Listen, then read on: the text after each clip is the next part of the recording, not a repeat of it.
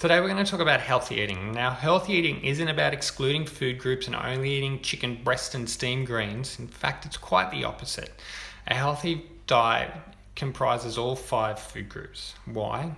Because no single food or food group can provide the human body with all the nutrients it requires to be healthy. Cut out grains. You don't just reduce your intake of carbs, but what about fiber, iron, and vitamins? Yes, sure, you can make these nutrients up with other foods, but do you really? Do you? Eat meat? No worries. Increase your intake of protein and iron, but you also increase your consumption of saturated fat. And with this increase in meat, you'd more likely reduce your vegetable intake as well. Eat less fiber, less vitamins, less minerals, and also reduce your carbohydrate intake because you're so full.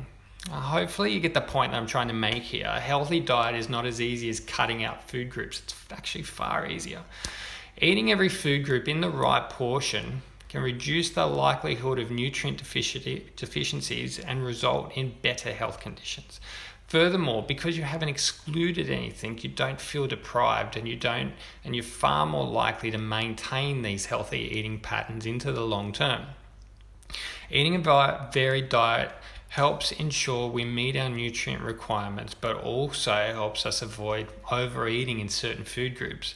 Varied diet helps ensure that we don't displace some foods as well.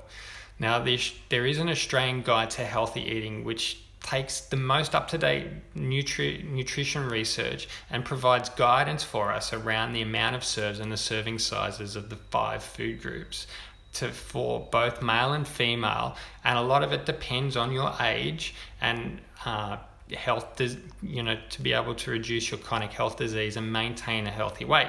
Now, when you look at all those servings, it does look like there's way too many. However, when you really dig deep into it, the serving sizes are actually often smaller than what most people consume. And in fact, most people exceed the recommended daily serves for all but one thing, and that is vegetables, unfortunately.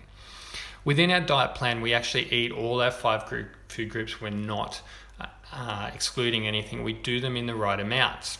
Now, I'm going to look at what a serving size is in a different video, so look out for that one.